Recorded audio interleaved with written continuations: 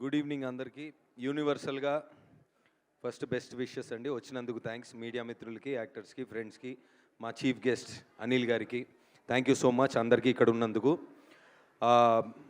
అందరం గురించి మాట్లాడుకున్నాం. మా గురించి మేము మాట్లాడుకోవడం అంటే ఆబ్వియస్లీ అందరు చాలా బాగా చేశారు, అది తర్వాత మాట్లాడుకుందాం. ఫస్ట్ ఈరోజు నేను అడ్రస్ చేద్దాం అనుకుంటుంది. పొద్దున సినిమా గురించి ప్రీ రిలీజ్ ఉంది, మా గురించి మేము మాట్లాడుకుంటాం. సర్లే, మీకు ఏమైనా డౌట్లు ఉంటే అడగండి, దాని గురించి మాట్లాడతానని అంటే ఈరోజు అది చేద్దాం అనుకున్నాను. ఎక్కువగా నాకు పొద్దున్న నుంచి వచ్చిన క్వశ్చన్స్లో ఓటీటీలో చూడొచ్చు ఈ సినిమా అని అనిపిస్తుంది, థియేటర్కి ఎందుకు వెళ్ళాలి అనే మెయిన్ క్వశ్చన్ ప్రేక్షకుల నుంచి వచ్చింది చాలా ఎక్కువ వరకు. సో అంటే రేంజ్ ఆఫ్ యాక్టర్స్ బట్టి సినిమాకి వెళ్ళాలా లేదా అని డిసైడ్ అవుతున్నారా, రేంజ్ ఆఫ్ ఎమోషన్స్ బట్టి సినిమాకి వెళ్ళాలా లేదా అని డిసైడ్ అవుతున్నారా, లేదా ఏ ఎమోషన్ కోసం సినిమాకి వెళ్తున్నాను అని మీరు డిసైడ్ అవుతున్నారో నాకు అర్థం కాలేదు పూర్తిగా. సో అదొకటి నేను అడ్రస్ చేస్తాను మెయిన్గా ఈరోజు. ఒక సినిమా చూసినప్పుడు, ఒక పెద్ద యాక్షన్ సినిమా, పెద్ద హీరోది ఒక బ్యూటిఫుల్ విజువల్ చూపించినప్పుడు మనకు ఒక ఎమోషన్ వస్తుంది. అదే రీసెంట్ చాలా సినిమాలు మనం చూసాం, అంటే యాక్టర్స్ని పక్కన పెట్టి, రేంజ్ ఆఫ్ యాక్టర్స్ని పక్కన పెట్టి, ఇది ఒక చిన్న మంచి ఫీల్ గుడ్ కథ అని చూసిన చాలా చిన్న సినిమాలు చాలా పెద్ద హిట్లు అయినాయి. ఒక రేంజ్ ఆఫ్ యాక్టర్స్ పెట్టి ఒక ఊర్లో ఒక కథ, అంటే ఈ ఎమోషన్ ఇలాగే ఉంటుందేమో అని రిలీజ్ ముందు పోస్టర్ బట్టి చూసి డిసైడ్ అయిన దాన్ని బట్టి సినిమాలు ఆడడం అనేది జరగట్లేదు ఈ మధ్య. రీసెంట్గా మనం చాలా సినిమాల్లో చూసాం.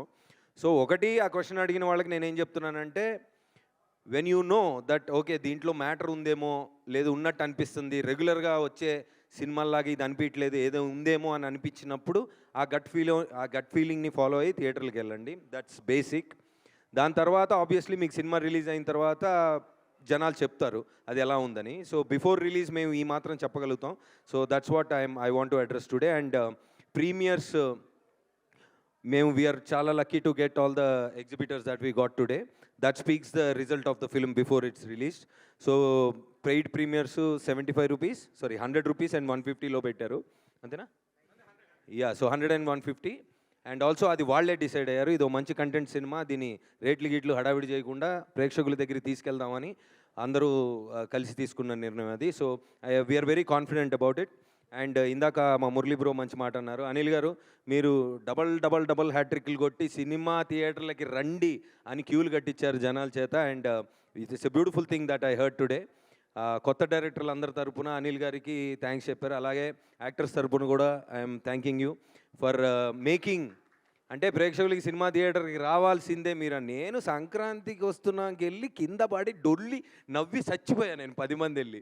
So I'm waiting for Shivashankar Varaprasad, I can't wait. అంటే మీరు ఇప్పుడు దాకా పెద్ద కంటెంట్ బయటకు ఇవ్వలేదు, కానీ మా బాస్ టైమింగ్ అది ఏది మేకింగ్ వీడియోస్లో చూసే నాకు చాలా ఎక్సైట్మెంట్గా ఉంది.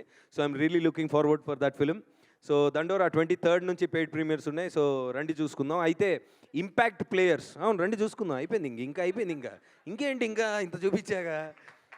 సో ఈరోజు ఇద్దరు ఇంపాక్ట్ ప్లేయర్స్ గురించి మాట్లాడతానండి ఈ స్టేజ్ మీద. అంటే నేను ప్రిపేర్ అవ్వలేదు, అంటే ఈ 2 పేర్లు చెప్దామని. ఇందాక అందరం కూర్చున్నాం, అందరి గురించి మాట్లాడుతున్నారు. టీజరు, ట్రైలరు, పాట వేసినప్పుడు ఎంతసేపటికి నేను మన ట్రాక్ ఇలా ఉంది, మన దగ్గర నుంచి కామెడీ వస్తుంది, శివాజీ గారి ట్రాక్ ఇలా ఉంది అని అదే ఆలోచిస్తూ అందరి గురించి ఆలోచిస్తున్నాను. కానీ దండోరా పాట నేను లేనప్పుడు, I was not in the country, I couldn't come. ఆ మెయిన్ టైటిల్ సాంగ్ రిలీజ్ అప్పుడు ఆ ఎనర్జీ నేను మిస్ అయ్యాను, అది నేను విన్నాను. కానీ ఇక్కడ ఈ ఫుల్ సౌండ్లో ఆ ఒక్కొక్క లిరిక్ని వచ్చిన వీడియో చూసిన తర్వాత మెయిన్ ఇంపాక్ట్ ప్లేయర్ శ్యామ్ గారు ఈరోజు నాకైతే. అసలు అంటే ఏంది, దేని గురించి సినిమా, అరే ఎంతసేపటికి ఒక యాక్టర్గా సినిమా బయటికి రాబోతుంది అన్నప్పుడు మనకేమొస్తుంది అని ఆలోచిస్తాం. కానీ మెయిన్ కథ విన్నప్పుడు నేను ఏదైతే ఫీల్ అయ్యానో, అరే పాయింట్ ఇది టూ మచ్ ఉంది, దీంట్లో మనం చెయ్యాల్సిందే అని ఫీల్ అయ్యింది. ఇంత జరిగిన తర్వాత ఈరోజు ప్రోడక్ట్ వెళ్తున్నప్పుడు మళ్ళీ ఆ పాట విన్నప్పుడు దీని గురించి రా సినిమా, కాలర్ ఎగరేసుకొని చెప్పొచ్చు ఇది ఒక అద్భుతమైన సినిమా అని మళ్ళీ నేను ఫీల్ అయ్యాను సార్ శ్యామ్ గారు ఈరోజు. అండ్ వన్ మోర్ థింగ్, ఈ సినిమా చాలా, అంటే ఒక ట్రైలర్ కానీ టీజర్ కట్ చేస్తున్నప్పుడు చాలా కష్టం, అంటే ఎవరిని చూపించాలి, ఏం చూపించాలి, ఏ కథ నుంచి ఓపెన్ చేయాలి ఏంటని. సో ఆ విషయంలో మా ట్రైలర్స్ కట్ చేసిన విజయ్ అని ఒక ఆయన ఉన్నారా ఈరోజు? Murali is not here. So దేని గురించి చెప్పాలో తెలియదు, ఏదైనా చెప్పచ్చు, ఇన్ని ట్రాక్స్ ఉన్నాయి, జనాల్ని కన్ఫ్యూజ్ చేయకూడదు, ఉన్న మ్యాటరే చెప్పాలి కానీ ఎక్కువ చెప్పకూడదు.